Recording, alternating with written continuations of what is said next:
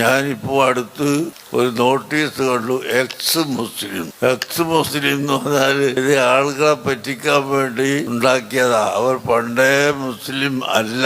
പിന്നെ എക്സ് മുസ്ലിം എന്ന് പറയുമ്പോൾ എക്സ് മന്ത്രി എന്ന് പറയുമ്പോൾ എക്സ് MLA എന്നൊക്കെ പറയുമ്പോൾ പണ്ട് MLA ആയിരുന്നു, പിന്നെ അത് കഴിഞ്ഞു പോയി. പണ്ട് മന്ത്രിയായിരുന്നു, പിന്നെ അത് കഴിഞ്ഞു എന്നതുപോലെ ഞാൻ പണ്ട് മുസ്ലിം ആയിരുന്നു, അവിടെ നിന്ന് ഇങ്ങോട്ട് പോന്നതാണ് എന്ന് പറഞ്ഞുകൊണ്ട് ചെറുപ്പക്കാരെ പറ്റിക്കുകയാണ്. എന്തിനെ നീ ഇസ്ലാം മതം വിട്ടുപോകുന്നത് എന്ന് ചോദിക്കണം അവനോട്. ചോദിച്ചിട്ട് അവൻ എന്തെങ്കിലുമൊക്കെ മറുപടി പറഞ്ഞ് ചെറുപ്പക്കാരെ വശീകരിക്കാനുള്ള ഒരു പുതിയ നീക്കം ഇപ്പോൾ ലോകത്ത് നടന്നുകൊണ്ടിരിക്കുകയാണ്. അങ്ങനെ ഒന്നുമില്ല. പരിശുദ്ധ ഇസ്ലാമിനെ പോലെ ഒരു മതം ദുനിയാവിൽ ഇതുവരെ വന്നിട്ടില്ല, വരികയും ഇല്ല.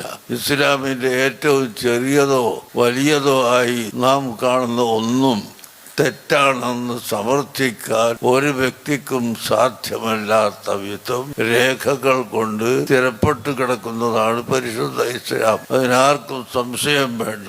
ഏത് സംശയക്കാരൻ വന്നാലും അതിന് മറുപടി പറഞ്ഞു കൊടുക്കാൻ വിശുദ്ധ ഖുർആൻ നമ്മളെ പഠിപ്പിച്ചിട്ടുണ്ട്. സയ്യിദുനാ റസൂലുള്ളാഹി സ്വല്ലല്ലാഹു അലൈഹി വസല്ലം തങ്ങൾ പഠിപ്പിച്ചു തന്നിട്ടുണ്ട്.